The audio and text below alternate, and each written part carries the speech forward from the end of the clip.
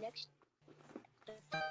His mission is to find the Red Baron and shoot him down. Here's the World War I flying ace climbing into the cockpit of his Sopwith Camel. Contact, he shouts.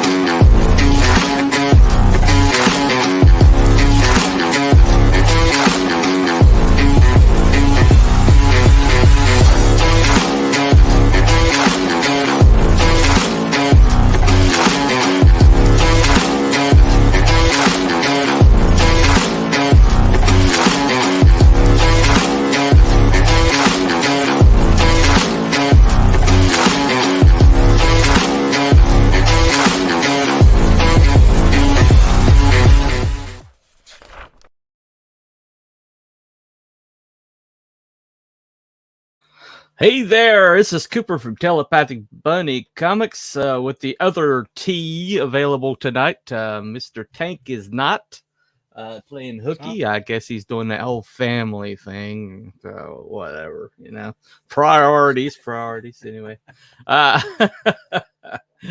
Anyway, so this is the other T, Mr. Todd. How are you doing, sir? I'm doing great. How are you? All righty, I'm here. I am here with enough tryptophan in me to put down a mule.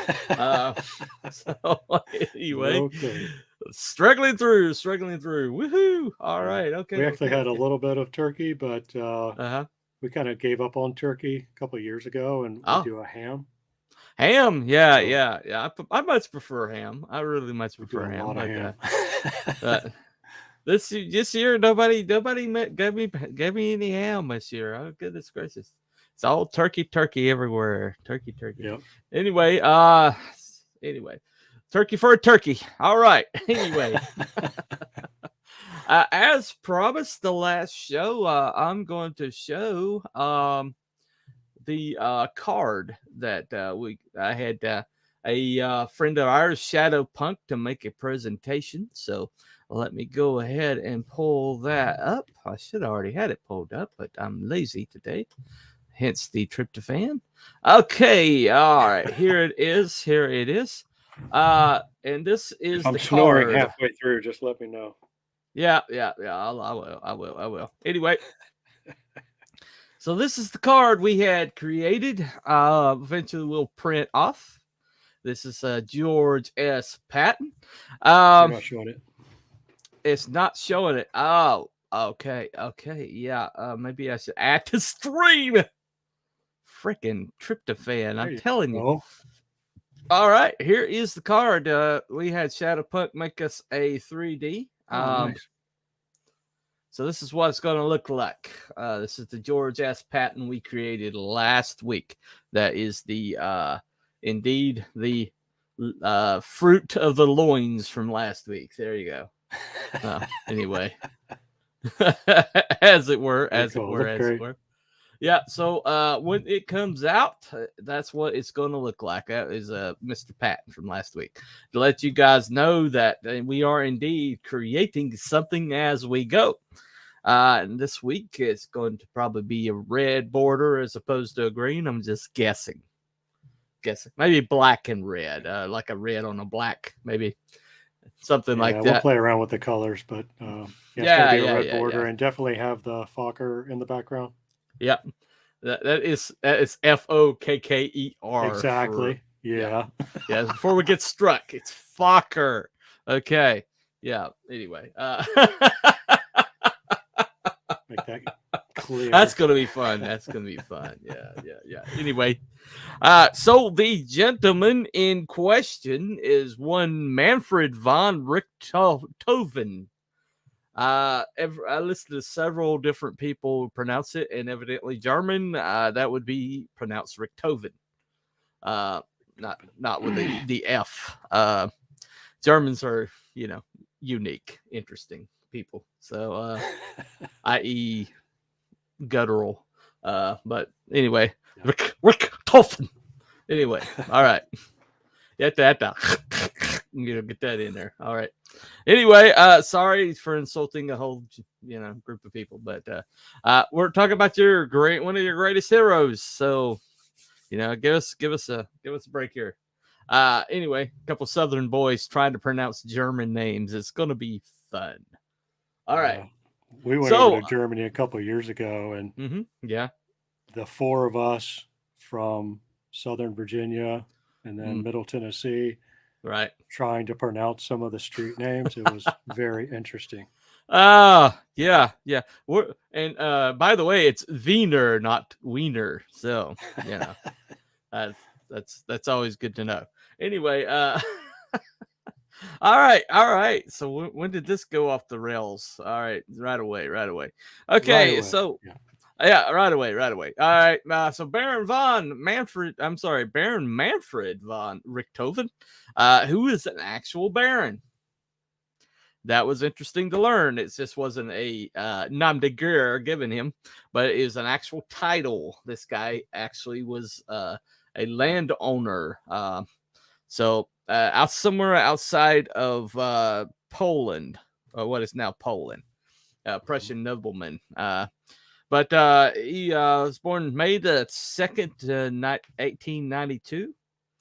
He only lived, he was like 2 weeks shy of his 26th birthday. So he did all the things that we're talking about in 26 years. A little bit of an overachiever. That's crazy. Yeah, a little overachiever. Okay. It's interesting that Patton last week came from a military family too. And, but we came from affluence and and went into military. It seems like once upon a time, being rich didn't make you a douchebag. Being rich gave you like a sense of responsibility, evidently. So just putting that out there, Meghan Markle, Harry. Anyway, so. Oh, how privileged they are. Anyway. All right. So evidently Manfred actually first enrolled in military school, age 11, but it wasn't a good fit for young Manny. He evidently didn't like being told what to do. That's evidently one of his issues. Gee, that seems to have a little that seems to be something in common with Patton last week, right? Surprise. There is surprise. Anyway, there's two things about him. How about that? Oh yeah, a little headstrong. Yeah, it's like you have to be a little headstrong to like get it to do great things or something. You know, send a little crossover, a little crossover. Anyway, so Mr. Red Baron, the later Red Baron, he evidently was a great athlete. And the two really interesting things he was into. Okay, he was a hunter, but he was a crack shot. And also he was also into gymnastics. Okay. Now why that's interesting is especially male gymnastics, especially something like the rings, okay, you spend a lot of time upside down and swinging when you're in gymnastics. And it seems to me, that came in handy later because having to reorient yourself after you've been spinning around and have to instantaneously know where you are in the air seems to me like that would kind of lend itself to later being a aerial ace. Right. And so evidently he was real good at this. And so one of the stories I read said that he, the first time he was taken up in a plane, they were flying and they were doing the loop-de-loops, and he was going upside down and all which ways, and he couldn't tell which way was up and which way was down, and he loved it. He loved it. Yeah. He's actually and the first thing he went into was the cavalry. Okay. And the cavalry was at that time kind of like knights, you know, the mounted, you know, on stallions, you know, the daring do and the cavalry was undergoing a transition of technology.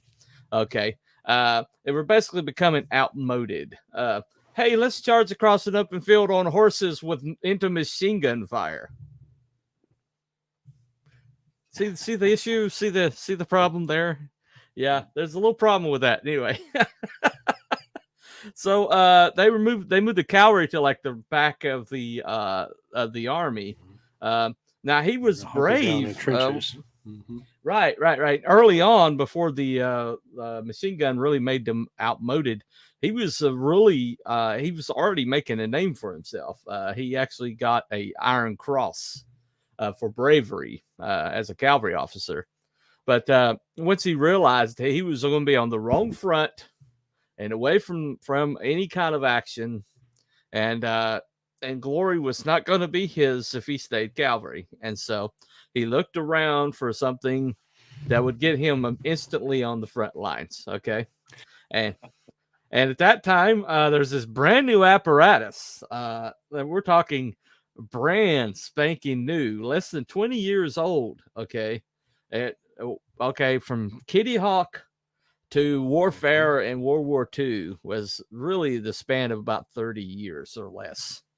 So I mean, this flying thing was very new, and it was also very treacherous at that time. I mean, they didn't have a lot of safety equipment, so it's like they were kind of like asking people to like join because they needed bodies, literal bodies, you know, and so just get up there. It's safe, I promise. Yeah, get up there. We'll be fine. You'll be fine. You know.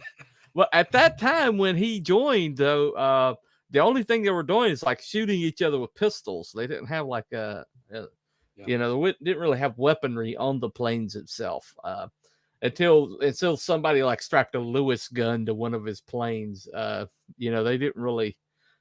He shot down 2 people with that Lewis gun in his plane, but at that time he was basically an observer. He became an observer, backseat observer. And so what was to be the greatest ace of the war started out, you know, basically as a passenger, you know. And when he started, did they have the gunner in the back and the pilot was just piloting? Well, no, that came later. I think they could drop the handheld bombs, but I think that's about all and they were observers basically.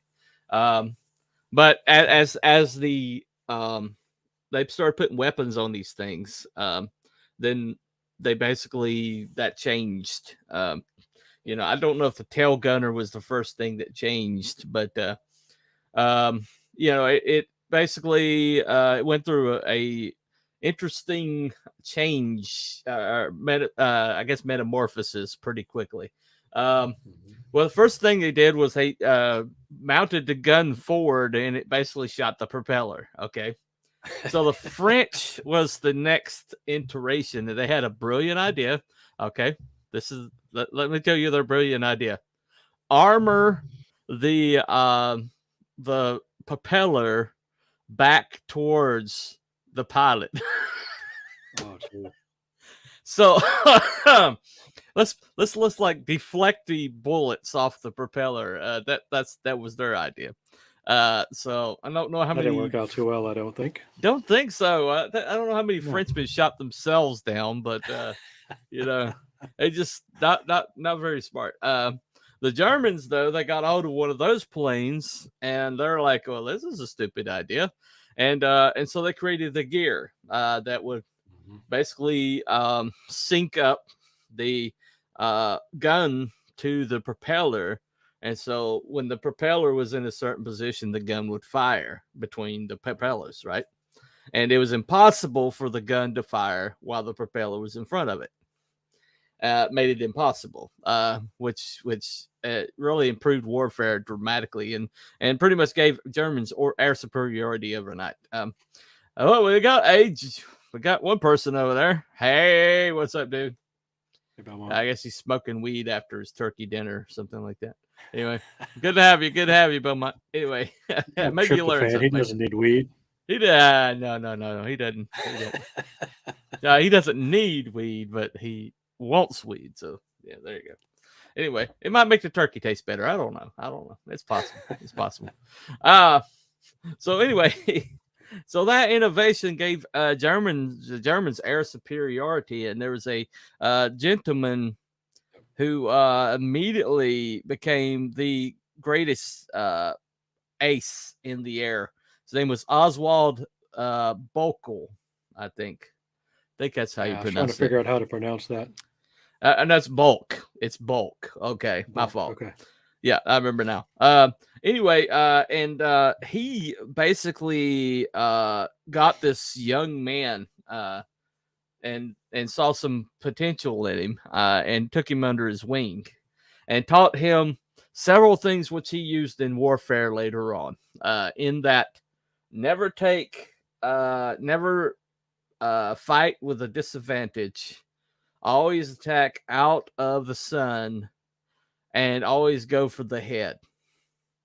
So those were things that the young Manfred von Richthofen took to heart. We got somebody new over here. Pum's back, I guess. I don't know. Hey, what's up? Okay. But so anyway, so he took this to heart, and so the reason why Richthofen became so good was he was ruthless. He did not take any chances. He was very cautious. He did not take chances. He always fought with an advantage. He always came out of the sun, and if he was attacked, he turned around and charged them to get the advantage back. And he also always went for the head. He didn't mess around with trying to disable the plane. He went for the pilot every time. He was not messing around. Okay. Yeah, he wasn't a very flashy pilot. He didn't do a lot of trick moves, or he just straight to the point and get the job done and take them out. And I think that's what really helped him get his numbers up to where they were. Right. He kind of went about it in a businessman way. Okay, the business is war, and my job is to kill the other pilot before they kill me. And so, what's the most efficient way of doing that? That's what I'll do. Well, his friend Oswald actually collided with someone, which ruined his wing, and he crashed and was killed. And at that time, young Richthofen, he had 40 kills, so he was the biggest ace at that time. The British actually paused and sent a wreath because they respected each other so much that they sent a wreath. And well, so he became automatically he became the biggest ace upon Boke's death, and so he actually was the first, went to 5 kills, which was made him an ace faster than anybody else. But once he got there, that's cool. Yeah, but once he got there, it was like it just came in bundles, and he got the blue max later on. And then immediately upon getting the blue max, they gave him his own squadron called the Yasta 11. And including his young brother Lothar, who was evidently, unlike him, was very flashy and very dangerous. But he around that recruited time, his brother to come and fly with him. Yeah, exactly. Well, around that time, though, he started painting his plane red. So at that time, it was the Albatross D3 fighter plane, and he started painting his plane red. Why he did that? No, I don't know. I like got different accounts, but it's basically something to do with intimidation for him. He wanted people to know who it was that was shooting them down. And at that time, nobody had really distinctive markings. But upon him doing that, Yasta 11 started painting theirs too. And because it was a traveling group, and because they had, bright colors, they became nicknamed his flying circus. So it was Baron von Richthofen, the Red Baron, and the Flying Circus. So, and at that time, it sounds kind of goofy. It sounds like Monty Python, Flying Circus, right? To us, it sounds goofy, but to the enemy soldiers, they were terrified. At one point in what was called the they knew when they saw those colors coming.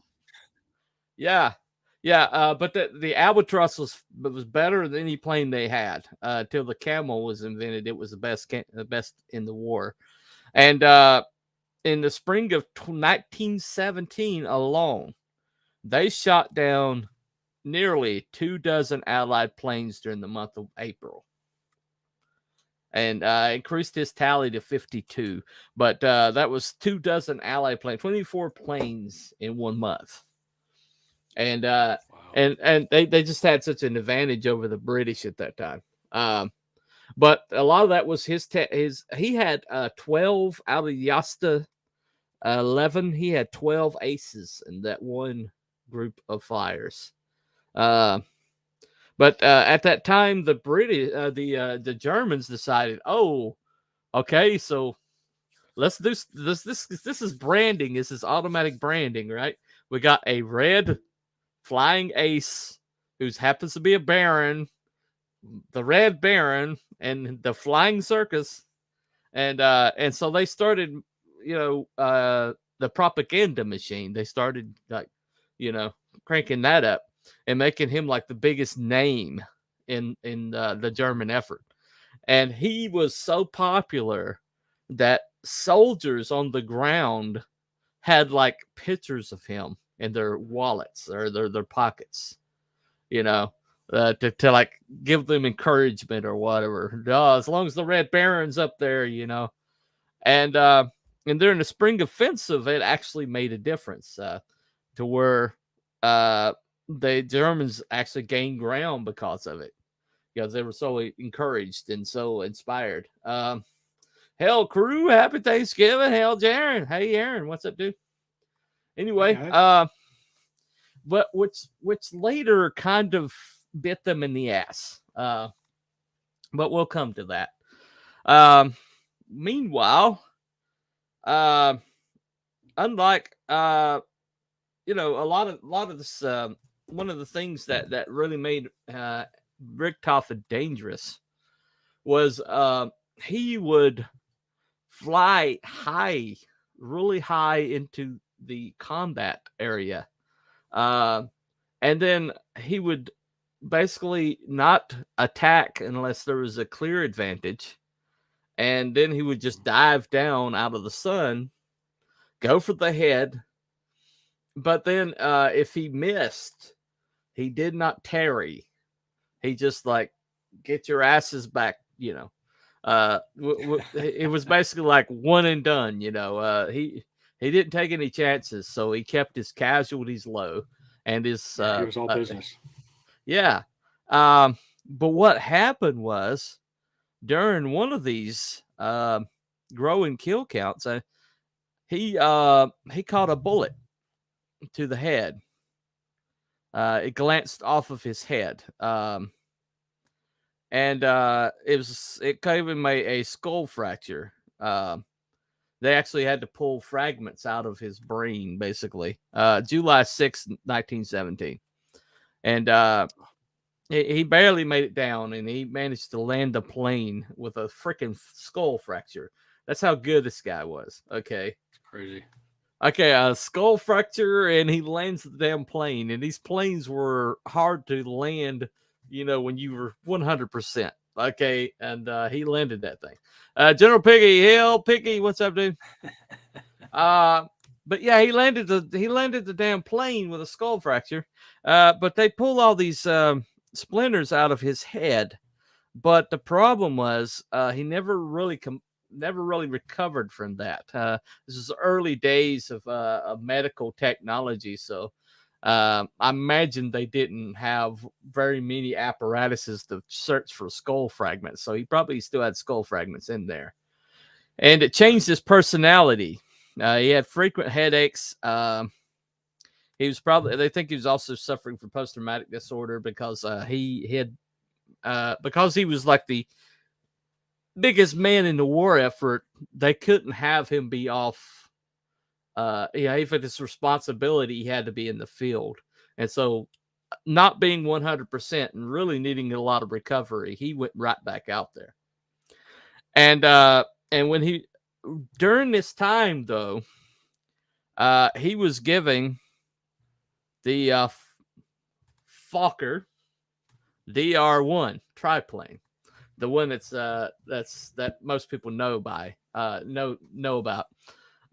And that was like the very distinctive plane. Okay. And it was also probably one of the most maneuverable planes that was in World War II.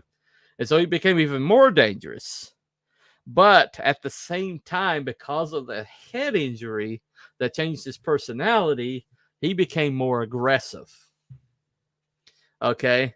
And so here he gets the more maneuverable plane, the more iconic maneuverable plane that nobody else had. And at the same time, he became more aggressive because of this head injury. That was a frightening combination. Okay. And he started racking up kills. But instead of being conservative and avoiding unnecessary risks, he started chasing people down to the ground to shoot them down. I mean, he started like pursuing people to exclusion of all else. He started like breaking his own rules. Excuse me. Bless you. All right. But so he started, he basically made him more dangerous, more scary, and more frightening. And his reputation grew from there. It also became more ruthless in the air. While as before, he was liable to let somebody go once they got to the front lines. Now he would pursue them all the way into enemy territory to shoot them down. And so, are you seeing kind of like the danger approaching here? Okay. All right. So what happens is, here he is. He makes his 79th and 80th kills. He's 2 weeks away from his 26th birthday. Okay. This guy's had 80 kills, and he's only 25 years old. But they combined several of these air wings into Jagswada 1. And he basically he endured a lot of close calls in that last little bit. But his final flight took place April 21st, 1918. And they engaged a group of British pilots, but he had as I think it was his nephew, or let me see. It was a relative of his that was flying with them. That was new to flying, and he had him like fly, out of danger, high up. Well, unbeknownst to him, there was another new pilot who was told to do the same thing by the British, and so that new pilot sees that new pilot up there in the sky and decides to attack. Well, so his seeing his nephew, I think it was his nephew, but seeing his relative, whoever it was, I'm sorry, I don't have the information, but seeing him in danger, he pursued, and even though he managed to scare the guy off of his nephew, he wasn't done with the guy. I guess that personality change wouldn't allow him to let up, and he attacked. He chased the guy into enemy territory, and right into anti-aircraft fire. And there's one of the British man who's like got the credit for shooting him down, but it was actually anti-aircraft fire that shot him down. But he just won't let go. Yeah. And that head injury just changed him drastically. But it was Australian. It were basically a Canadian ace named Arthur Roy Brown got the credit for it, but the Australian anti-aircraft was the ones that probably really did the job. But he caught a bullet in the chest, and he goes down, and in a field in Australian controlled territory, because he, once again had gone over into enemy territory, breaking his own rules, or the rules he learned from Bulk. And basically, he had they buried him with full military honors. They were just as in awe of him as the Germans were. I mean, we saw that red plane, you were both, hey, that's the Red Baron, it's kind of like you geek out for a second, then you're like, oh shit, that's the Red Baron, he's gonna kill me anyway. But there's very few celebrities. Oh, wait, he's shooting at me. Yeah, it's like, oh, I'm getting shot at by the Red Baron. Yay! Oh, wait a second. He's going for my head. But there's very little celebrity on this level. I mean, we're talking, he was a rock star. Okay. But he was the biggest name in the German war effort, probably one of the biggest names in the whole war itself. And so when he got shot down, the German war efforts faltered because they had put so many chips into the Red Baron being this invincible, ace in the air, that people thought on the ground that they were invincible. And once he was gone, or once he proved to be human, they started thinking about their own mortality, and Germans started retreating. And the Treaty of Versailles was just a year away after that. Hold on 1 second. Enemy ace. Yeah. Well, so it's interesting. that the whole chivalry thing, the knights, these guys that were flying, they kind of like developed their own code to where they respected each other. You know, they once somebody, you shot somebody down, you like felt you felt a responsibility to get their their next their stuff back to their next of kin, and things like that went on. They were called the Knights of the Air. And where he of the was shut Knights, down in enemy territory, they made him almost like a memorial. Right. Sorry, phone call. That's good. With wreaths and stuff. Yeah. And basically, that changed for anyway. But what was going on is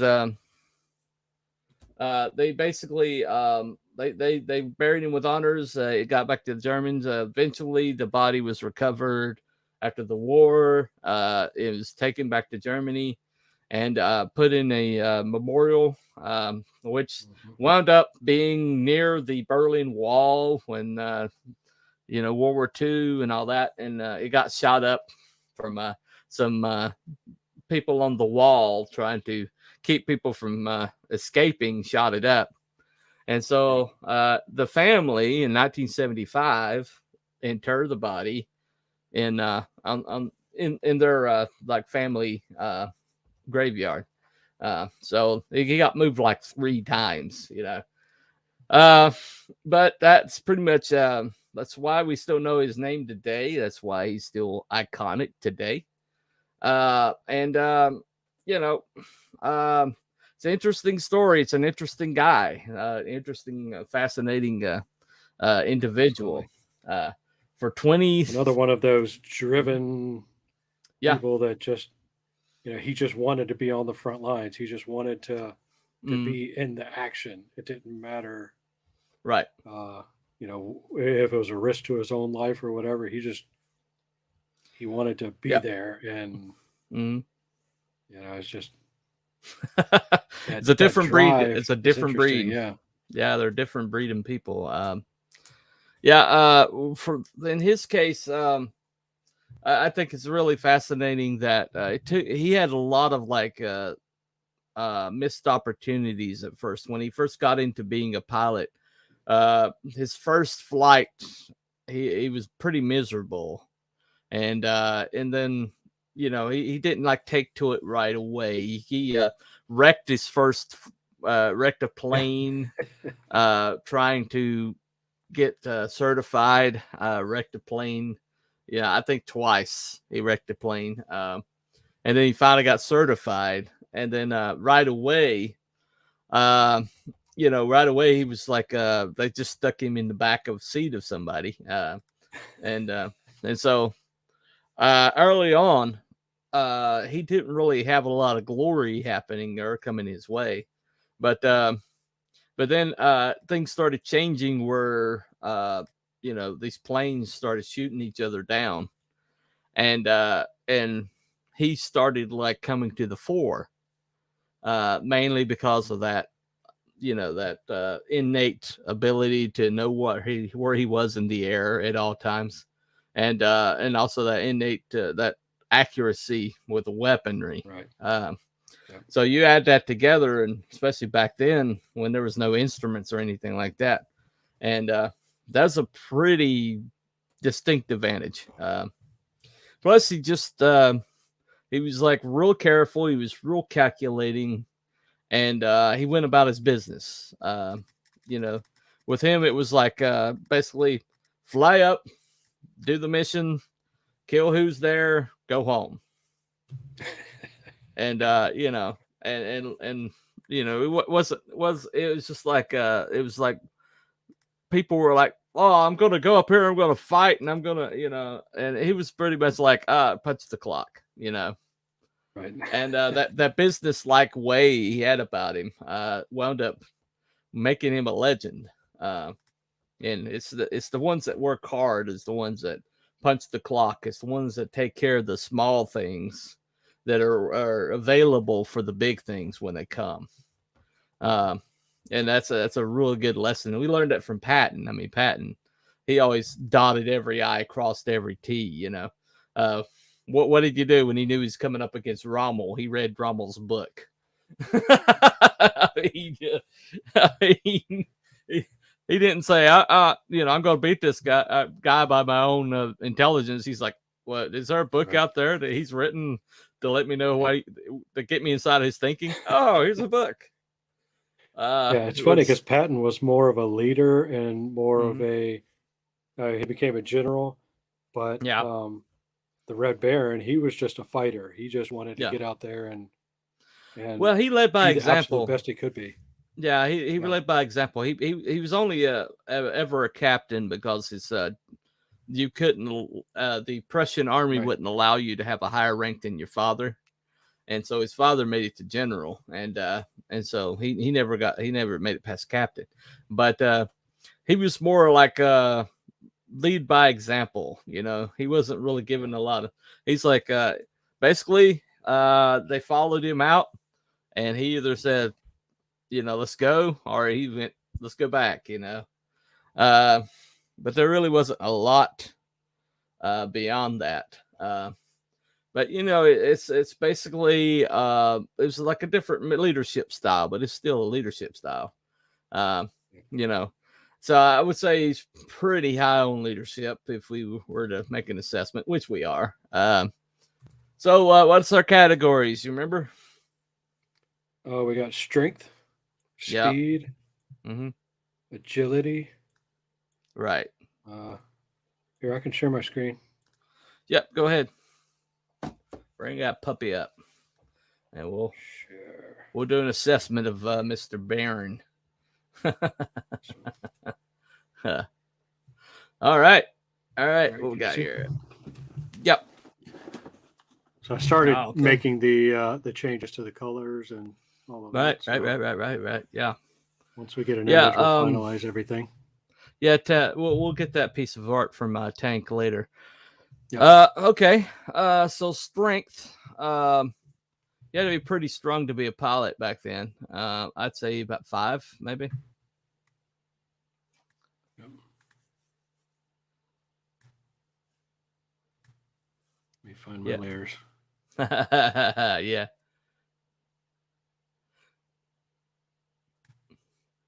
There you go. Yeah, I'd say I'll give him about 5 stars. Speed, I think, or gymnasts are pretty fast. So we'll say about 5 on speed too. Yeah. Now gymnasts are scary agile, so we'll make him about 6 agility, especially considering how he was in the air. So speed, you say about 5? Yeah, we'll say about 5 speed. 3, 4, 5. Right. And let's for agility, let's give him about a 6 or 7. Let's go 7 agility. He was a gymnast too, so he was. Yeah, about 7 agility. Yeah.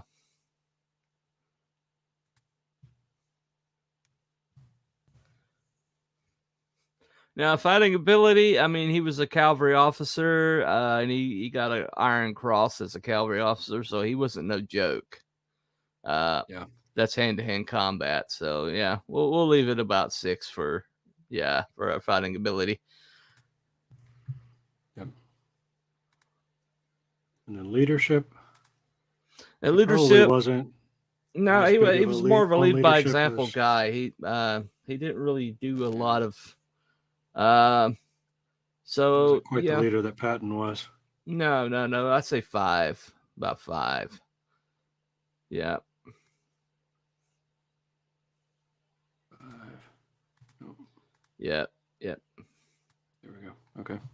All right, and intelligence. Yeah, the intelligence is fine. We'll leave intelligence right there. Yeah, he was very intelligent, very strategic with his flying, and Yeah, always going for the before the German. head injury at least. But Yeah. you know, Well, yeah. yeah. After the head injury, he was a pit bull. You know, he's always had a headache, so he's always mad. So yeah, yeah. All right, okay. Okay. I think that looks good to me. And we'll get So I guess that we'll get art from Tank. get the art going. Yeah, yeah. He gave me. He was going to send me a art breakdown, or where time lapse, but he never got to do that. But Yeah. That's all right. no big deal. No big deal. No big deal. We'll get it and Yeah. we'll work on it this week. Right. Let's see. What did I write bio wise? You bring that back up. Oh, Let me just look at that right quick. I mean, I can bring it up. No big deal. I got it. I got it. Let me bring it up right quick. It's on my, yeah. All right. Here we go. Yep. Okay. Flying high in the early days of airplanes was an act of bravery of these early aviators. No one was more respected and feared as Manfred von Richthofen, aka the Red Baron. Born into privilege but liked by his men, the flying circus reigned supreme in the skies above World War I for most of the duration. By the time a lucky anti-aircraft hit his plane and ended his life, a Red Baron had shot down over 80 planes. He was buried with honors by his enemies, and his legend lives on.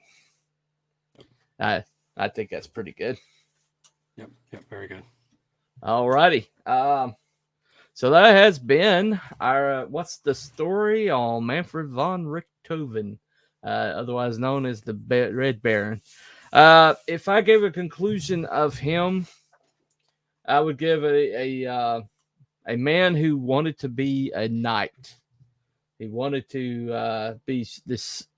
He believed in the chivalry. He believed in being a the combat was all about glory for him. That he was all about every kill that he made a little silver cup, so he had 80 silver cups. Well, until they ran out of silver. right war effort, they probably ran out of silver at some point. But we're talking about somebody who became larger than life because the Germans kind of like pumped him up, and made him larger than life. But he was not somebody who even gave a crap about being a celebrity.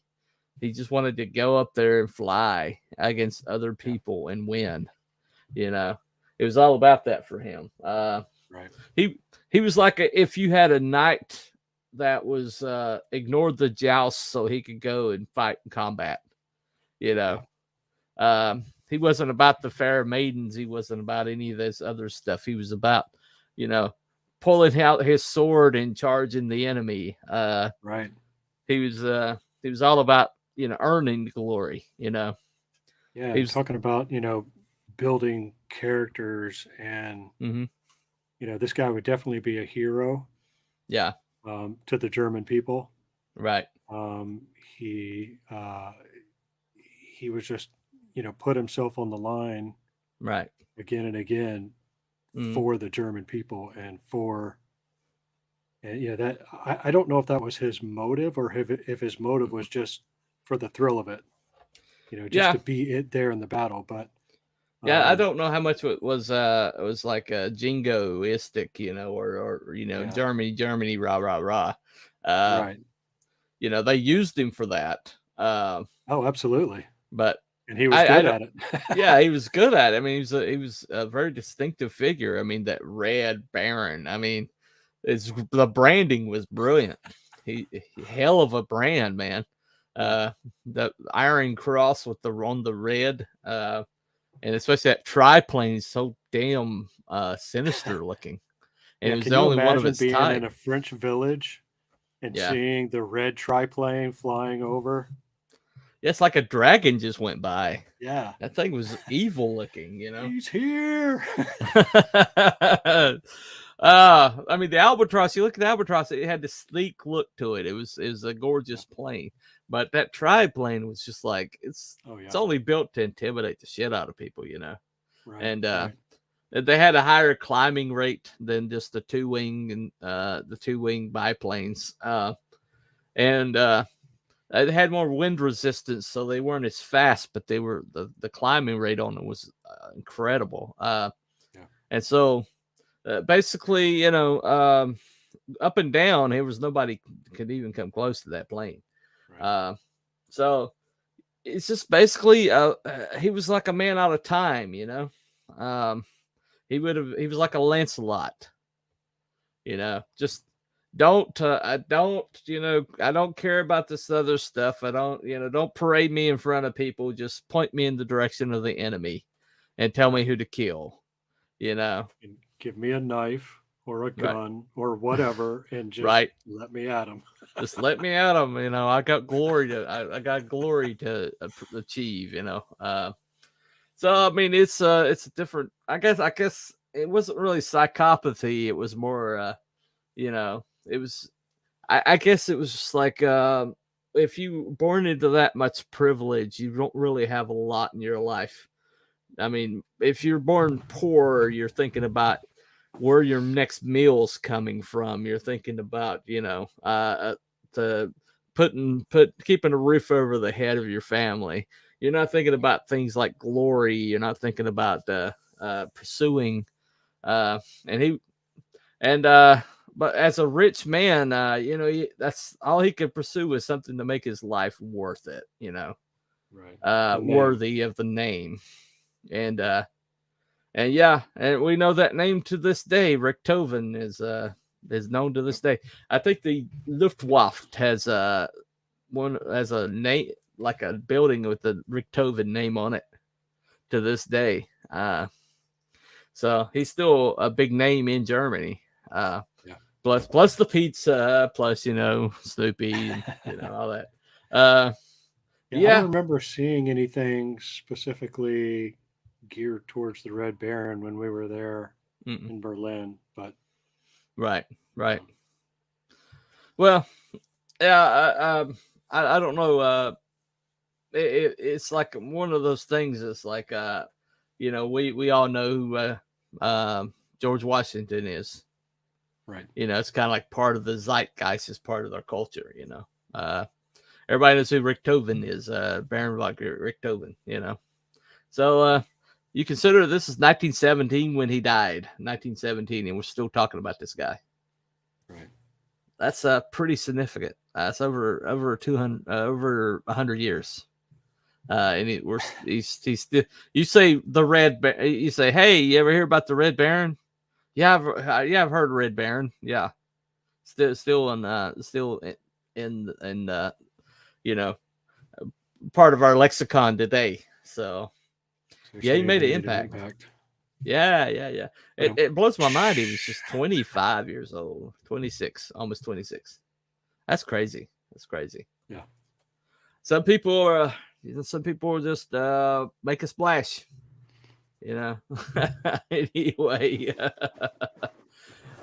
Anyway, so that's the story. That's the story of the Red Baron. So we'll have that card worked up, and we'll we'll pretty much show it off next week. I'll make it a little bit prettier, and then we'll get the artwork from Tank, and we'll go from there. The artwork from Tank and everything. Yeah. Once again, let me go ahead and show the card from last week. Let me go ahead and bring it up. So this is the card from last week. Once we get enough of these, we are going to like produce them for sale. Anyway, so this is a demonstration created by Shadow Punk, our good friend. So this is the card from last week. Yeah. So that's what it's going to look like in your hand. So General George S. Patton. There you go. Looks really good, Bunny.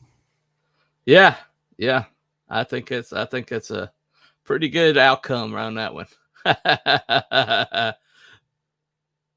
Anyway, this will be cool when we get like 5 or 10 of them done and together, and get a set actually in your hand. That's gonna look awesome. Yeah. I think it's gonna be. I think it's gonna be really cool. Now next week, we're going to put the poll up on Sunday. Hopefully, we'll get another character we can cover. You know, I don't know if we're going to do Dr. Manhattan. I think Tank's like put it out there. He's not going to draw Giant Wang no matter what. So, you know, if you can't draw a Giant Wang, what's the point of having Dr. Manhattan, right? Anyway, you could draw him with clothes on. Come on. Well, he didn't have it in the comic, you know. Yeah. But when he did the Vietnam, he had like a little shorts on or whatever. But anyway, it is what it is. Anyway, all right. Anyway, on that homoerotic note, anyway, my poll is up right now. Heyo. Anyway, POLL. Well, thanks for playing. Anyway, all right, since this is degenerated, we're just gonna go ahead and call it a night. All right, it's always gotta go there. That's always gotta go. It's got to. All right. Anyway, that has been the 2 T's that have managed to show up tonight. T Bunny and Todd from Red Shift Comics. Tank is somewhere else. Hopefully he'll be back next week. We'll find out. Anyway, this card will be fixed up, and we'll show it on next week's show. But that has been Cooper from Telepathic Bunny Comics with Todd from Red Shift Comics on the story on the Red Baron. And happy Thanksgiving, everybody. Y'all have a good night.